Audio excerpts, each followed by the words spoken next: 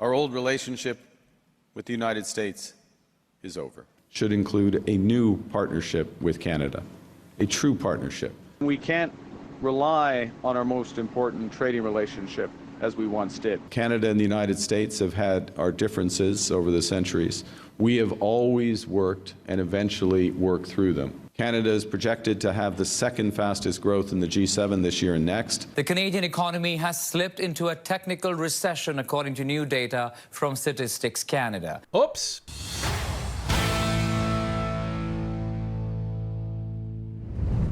Mark Carney probably wishes he slept in this morning. After just yesterday declaring he wanted to help make America great again and bragged about how strong Canada's economy was and how great he was as a leader, Canadians are confused, concerned, and wondering which corner they are actually in if they voted Liberal in the last election. If that contradiction wasn't enough, Carney's own agency declared that Canada has now entered a technical recession after Canada's economy shrunk over the last 2 quarters, something that hasn't happened since 2020. And before we get to his speech yesterday that everybody's talking about, we just wanted to remind you of a few things that he said a little over a year ago. Let's take a look. As I've been warning for months, America wants our land, our resources, our water, our country. President Trump is trying to break us so that America can own us. And while that will never happen, our world has fundamentally changed. Our old relationship with the United States is over. The system of global trade anchored on the United States that Canada has relied on since the end of the Second World War, a system, while not perfect, but one that has helped deliver prosperity for our country for decades, is over. Based on Donald Trump's performance so far, and based on your limited conversation with him, what makes you think you can influence how he interacts with Canada? And at the risk of taking you back to a dark place, what lessons of Brexit will you apply? Well, I think the lessons of Brexit are beginning to be applied to the United States. You know, when you break off or substantially rupture trade relationships with your major trading partners, Canada included, most important trading partner of the United States, you end up with slower growth, higher inflation, higher interest rates, volatility, weaker currency, a weaker economy. Mr. Carney, this might be one of the few times that I actually agree with you.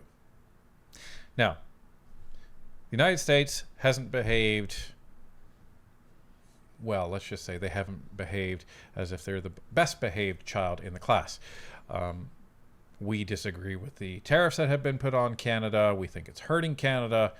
There's a lot of decisions that Donald Trump has made that I think are not in the best interest of Canada, but his job isn't to be Prime Minister of Canada. So that's where we stand on that. But Canada also hasn't really been behaving too well ourselves.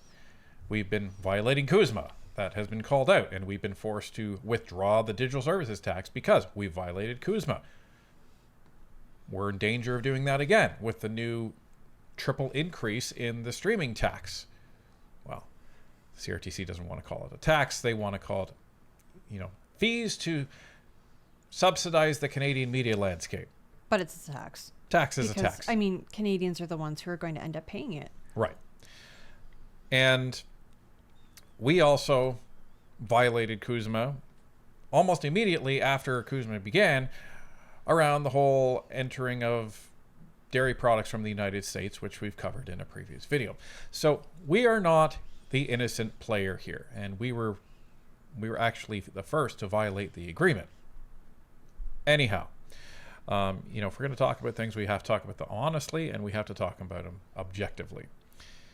So it's interesting that while Mark Carney campaigned on, I'm going to get the best deal for Canada, I know how to handle Donald Trump, I know how to influence Donald Trump, I know, me, what has he done? He's been ignoring the United States since, July of last year? Well, yeah, and arguably even before. And he has turned away from the our largest trading partner. Some people will say, well, they turned away from us. Well, the United States, from what we heard, and the mainstream media will even report on this, they've been looking to engage with Canada ever since. And they've been saying, we're not hearing anything from them. Mark Carney, on record, while he was traveling all over the world, was asked, when's the last time you talked to Donald Trump? And he's on record as saying, who cares? So this isn't some sort of conspiracy theory speculation that's going on. This is Documented. Yeah, rooted in documented fact. So Mark Carney, this is way back, way back during the early days of 2025. He is saying that if you look at Brexit, and if you take the lessons from that, and if you turn your back on your trading partners, it will lead to a slower economy, a weaker dollar. Well, that's interesting because we have a slower economy, a weaker dollar, and a more volatile landscape when it comes to Canadians doing business. Well, and the ironic part is he was speaking about the United States in that clip that we just saw, saying that, oh, well, the United States is turning its back on Canada and they're going to face all these repercussions. But that's not the reality, is it? It was more like Canada just gave up on trying to fix things with the United States. And now we, as Canadians, are facing all these repercussions. Right. And Carney turned his rhetoric to, well, we have the best deal. We have the best deal in the world with the United States based on CUSMA, something he didn't even negotiate. And, you know, he would have Canadians think that, well, you've never had it better. Well, that's interesting. Why do we keep losing hundreds of thousands of jobs under this prime minister then? That's the question. And we know that shipbuilding isn't just central to our history and our character, it's essential to our future. But that future, that economic future for our country, is caught up in a storm. Caught up in a storm as the United States fundamentally reshapes all of its trading relationships. And to be clear, Canada currently has the best deal of any of the United States trading partners in the world. 85% of our trade with the United States has no tariffs. It's tariff-free. And we have the lowest average tariff rate of any country. But we've learned a lesson over the course of the last several months, is that our relationship with the U.S. is changing. And we can't rely on our most important trading relationship as we once did. Okay, so we have the best deal. Well, the best deal is one that you didn't even negotiate, Mr. Carney. Well, and I find it interesting that he makes reference to the fact that 85% of goods are tariff-free, and, well, that's because of CUSMA. And the CUSMA renewal is right now. This video, as you saw, was only from, well, I guess it's more than a couple months ago now. This was late last year. But it's just interesting that he tries to pass off, well, I couldn't get a deal with Donald Trump, so I'm just going to say that we have the best deal right now, and Canadians should just stop worrying about tariffs. Meanwhile, everything is getting worse, and people are losing their jobs, and businesses are leaving this country. He's trying to say that, oh, well, you know, we're catalyzing $1 trillion worth of investment coming into Canada. Meanwhile, as we've seen, the venture capital investment in Canada when it comes to the growth stage of businesses in the first quarter was zero. That's bad. Where is this investment coming from, Mr. Carney? You're trying to say, oh, well, you know, Canada's the most attractive for infrastructure investment. Really? Then why is Enbridge and everybody else saying, I'm not touching Canada? Sorry, not with your regulations the way they are, not with the volatility in your political environment the way they are. Why would you? You can't take that risk. And then he tries to offset that by starting the Canadian Sovereign Wealth Fund, by taking our money and using it to backstop any investment, trying to get any, and I mean any, company to come into Canada and invest in infrastructure projects to say, well, if you lose your money, we'll give it back to you. That's what the Sovereign Wealth Fund really is for, based on all the analysis out there. And we did an entire video about that. Right. Now, let's go to what Mr. Carney said yesterday. And we're going to let it play for a little bit because, well, it is important to hear, and it's important because we're going to talk about it. We're just getting started, but the early results are encouraging. Canada is projected to have the second fastest growth in the G7 this year and next. We already have the strongest fiscal position in the G7, and we're reinforcing that advantage by cutting 10% of the federal civil service, 20% of our spending on consultants, and reducing the annual growth of operational spending from over 8% per year, which is where it's been for the past 10 years, to less than 2%, which is where it's been since I came into government and where it will stay. Just kidding. He was pretty quick with that. Okay, everybody. We're going to have the fastest growing economy in the G7. We have the strongest fiscal position. Well, let's just deal with that one first. We have to talk about this seemingly every single time Mark Carney opens his mouth. But when he says we have the strongest fiscal position in the G7, that's because they're including the Canada Pension Plan assets along with, and they saddle that right up against our federal national debt. And you can't do that. Right, because the government is not permitted to touch that money. We've been over that a few times as well in several videos. And even though they're not allowed to touch that money, they include it as part of this calculation, and it makes us look like we have the best fiscal position in the G7. But because they can't use that money, we really don't.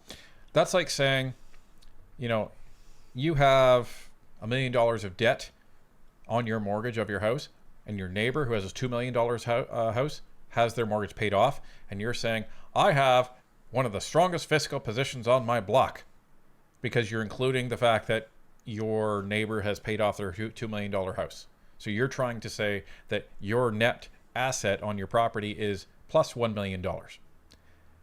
You can't do that because you can't touch your neighbor's money, just like Mark Carney and the federal government can't touch the CPP.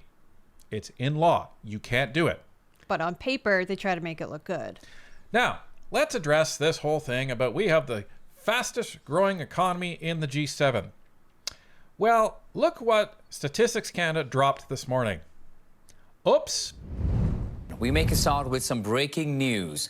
The Canadian economy has slipped into a technical recession, according to new data from Statistics Canada. Economic growth stalled in the first quarter, and real gross domestic product was slightly negative on an annualized basis, according to the new numbers released within the last hour. The agency mainly blames higher imports of gold and a weak month for Canada's resource extraction industries in March for dragging down recent economic activity. Real GDP has now declined for 2 consecutive quarters, which meets the definition of a technical recession. So, not the best news that Mr. Economist, Mr. Banker, Mr. Financial Genius, who was elected on that platform, probably wanted to hear this morning. Now, the interesting thing is economists were forecasting a 1.5% growth of the economy in the last quarter. That didn't happen. And they it actually contracted by 0.1% in the first quarter of 2026. So the economy is not going where all of the Liberals and Mark Carney wants it to go. Well, and he's telling us that affordability has never been better in the last 10 years. Right? When, think about this. This is a prime minister who came in with all of this song and dance about how great he was and how he was going to fix the economy. Well, under his watch, the economy has now slipped into a technical recession for the first time since, what was that event that hit the world? Oh yeah, COVID. Right. So this is what you've done. Wow. Congratulations, Mark Carney, because this is not accomplishing what you promised everybody it was going to. Well, and I think the reality is that if you talk to different Canadians in different socioeconomic classes, they'll tell you different things, right? So people who are well off are really not feeling the pinch as much. The middle class and those under the poverty line are absolutely feeling the pinch, and our middle class is disappearing. And the thing is why? Why is this happening? Well, a lot of us know why. A lot of people watching this know why, but just in case you don't, it's kind of hard to see how it wouldn't happen, because what really has Mark Carney done? Has he greenlit all kinds of brand new resource extraction projects? No. Has he repealed regulation that allows investment into resource and infrastructure? No. What has he done? He's flown all over the world, spending millions of dollars of taxpayer money, signing quote-unquote trade agreements that actually don't really mean anything. Well, and our deficit is probably the biggest I've ever seen it. Well, it's the biggest deficit spend on a federal budget outside of COVID. Like, it's insanity. And even when they had more tax dollars coming in to help offset that deficit, they spent them. Right. They said, oh, well, we got more, and that's because of, the gas taxes and all the oil prices. So they didn't say, well, you know what, we're going to be fiscal stewards and keep that. No, we're going to spend it because we're liberals and we don't know how to save money at all. Non-U.S. exports are up sharply, and we're on track to double them, which is our target over the next decade. And foreign investment is now running at twice the rate of our nearest G7 peer. On some measures, we are ranked as the most attractive country in the world for infrastructure investment. Are we really, though? No, because you just have to look at the press release that was just dropped today. So, remember what he said, non-U.S. exports are up sharply. But what real GDP means is that we're actually making less and less and less. So how does that make sense? How can you say they're up sharply when our real GDP is going down? Well, that's because our exports to the United States are something like 75%. So with that other 25%, if you've got it up to, I don't know, 28% maybe, then yeah, that's up. But it's going to be down significantly to the States. The math doesn't add up. Above all, as you would expect, we're focused on things that are good for Canada. This is good for all Canadians, but it's also good for the United States because a stronger Canada is a better ally. And we know that while Canada and the United States have had our differences over the centuries, we have always worked and eventually worked through them because we share values and our common interests run deep. I will say that I am pleased that the Liberal government and Mark Carney are finally trying to work with the United States instead of against them. But I am very disappointed the way he's trying to make himself out to be the hero. Well, and this is why we showed those first couple of clips. Because in those first couple of clips, he's saying our relationship with the United States is over. And now he's saying, well, we've had our differences, but we've always worked our way through them. Okay, so before you were saying we're breaking up with the United States. And now you're saying, well, we've always had fights in the past, but we've always gotten back together, so let's do that. Yeah. I'm pretty sure that the last fight that we had was in 1812. Right. And it's hard to actually work on a relationship, Mr. Carney, when you actually don't pick up the phone, when all you do is you insult the United States and our trading partner, when you actively encourage all of the media and Canadians to demonize all Americans. That's not how a good partner acts. Now people will say, well, Trump is saying this. I'm not talking about Donald Trump. Right I'm talking about Mark Carney. Right. We're focusing on Carney right now. And again, it seems like he's been flying all over the world trying to find a different partner, right? And found out that what's out there isn't as good as the relationship that we had with the United States, because geographically we are in a perfect position to send huge amounts of goods down to the United States, not on container ship, but just by transport truck. Well, in all these countries out there, I imagine they're saying, yeah, Mark Carney, pull away from the United States, pull away from the United States. Do you know why? Because those leaders are going back to their economic advisors and saying, okay, there's going to be a gap that's opening up for the United States, and we're going to shoot into that. And we're going to pick up the slack where Canada is leaving, and Canada will never get it back. That's what's going on here. And I don't remember Donald Trump telling Americans don't go to Canada. I don't remember Donald Trump pulling all the Canadian booze off the shelves. Well, and that may have even been a Kuzma violation. We're not 100% sure. Canada is America's largest customer. We buy more goods from America than China, Japan, and Germany combined. Those common interests run through our supply chains, where 70% of Canadian exports are inputs to American cars, homes, aircraft, machinery, finished goods, creating hundreds and hundreds of billions of dollars of U.S. value add.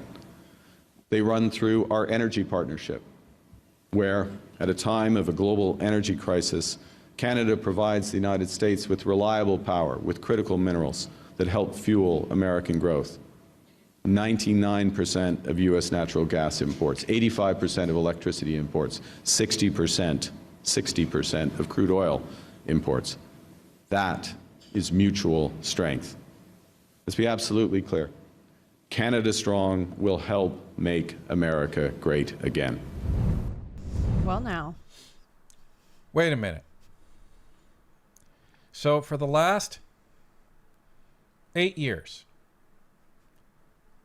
every liberal that can get in front of a microphone has been demonizing the Make America Great Again crowd. And then Chrystia Freeland came up with this cringy, ridiculous term to call conservatives, which is Maple MAGA, which doesn't even make sense. Maple, Make America Great Again. It doesn't, it makes no sense whatsoever. So now you have Mr. Carney, who is anti-Donald Trump, anti-MAGA, now saying, we want to help make America great again.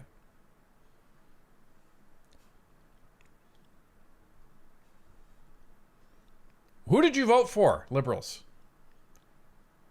And the problem is the answer after this is, I don't think you know. I really don't think you know. Because who is Mark Carney? I was watching some of the political pundits talk about this, and holy moly, the spin that was going on there, you would get whiplash. So Marco Mendicino and some of the other folks that were pro-liberal, they're trying to say, oh, well, you know, he has this elasticity in his messaging, so he can be whatever he needs to be for the audience that he's in front of. Well, ladies and gentlemen, that's what Justin Trudeau was. And that's what I would call a liar. Right? Saying he has elasticity means you're inconsistent. And when you're inconsistent in the way you're talking, that means you're lying to somebody. Who is it? He's lying to these business people right then. And most of them are probably looking at him smirking because they knew the report that was coming. Because they're plugged into this stuff. This is their business every single day. They knew that Canada was about to be announced as going into a technical recession. You know who isn't going into a technical recession? The States? The United States of America. That future should include a new partnership with Canada, a true partnership that reimagines cooperation in specific sectors that are deeply challenged by global competition, a partnership with a different Canada, a stronger Canada, a more confident Canada, a country that is applying the lessons from past crises, a country unleashing its enormous potential, a country aggressively translating our belief in openness into dozens of new partnerships, a country that's predictable, reliable, and principled in a world that's anything but. Okay. Mark Carney was basically just saying, we need a new partnership, and here's all the great reasons that you should pick me, pick me, pick me. We're reliable, we're predictable. Okay, so what he's trying to imply there is the United States is reliable and predictable. Why else would he be saying these things? Well, he said this back in January. Prime Minister Martina Stevis, New York Times. After your visit, is it fair to say that you're concluding that China is a more predictable and maybe reliable partner to Canada than the United States is today? Well, let me answer it. I'm going to answer it directly with respect to the relations with China and our engagement with China. And I will say that from the first conversation I had with Premier Lee, telephone conversation, then the meeting in New York, the long meeting with President Xi in Korea, and then the meetings over the course of the last few days. There are a number of specific issues, and I've outlined them that where we've made progress in our strategic partnership. But we spent a fair bit of time in all of those meetings about the guardrails, if you will, of the relationship, where we felt we could cooperate, where we had differences of opinion, where we had differences of view in the system, respecting each other's differences in the system. And that sort of candid and consistent dialogue, frank dialogue, that leads to a more predictable and effective relationship. But have we not heard in the American, I don't know, the equivalent, the Senate, the legislature, the House, that it's Canada not communicating with their American counterparts? Yes. And look at what Mark Carney's stances have been over the last year. They have been anything but consistent. You have liberal pundits today saying that Mark Carney has an elasticity to his messaging. Meaning, I'll tell you one thing one day and tell somebody else something completely opposite the next day. Right. So just objectively, folks, whether you like Donald Trump or hate Donald Trump, like Mark Carney or hate Mark Carney, just look at this objectively. Mark Carney has been denigrating the United States. He comes to the United States and he says, oh, you guys are great. And then he goes to China, and then he goes to Davos and says, you know, guess what? We're not going to be bullied. We're not going to be bullied. Yeah. And, you know, don't you know who you're messing with? And all but says that the United States is an evil hegemon. And then he goes back, like, it. How is anybody supposed to understand the position of Canada when the leader of the country keeps changing his position more often than people change underwear? Well, and how is anybody supposed to understand the position of the governing party when they do things like take in conservative MPs that have very right-leaning views that do not match what the Liberal Party says? Right. And this comes back to Mark Carney talking about values. When your values are malleable based on whomever you're talking to, then what that means is you have no real values at all. Because having values means you have principles. And principles are principles that you stand by and you will be willing to fight for. So when Mark Carney is willing to sacrifice the values that Canada traditionally has on forced labor or slave labor and not denigrate them, when you are changing your values based on Israel, when you're changing your values based on Palestine, when you're changing your values based on our most longest secure and stable trading partner and military ally in the history of the modern world, when you keep changing your values on this, you're demonstrating and signaling to every world leader out there that my values don't matter at all, and I have none.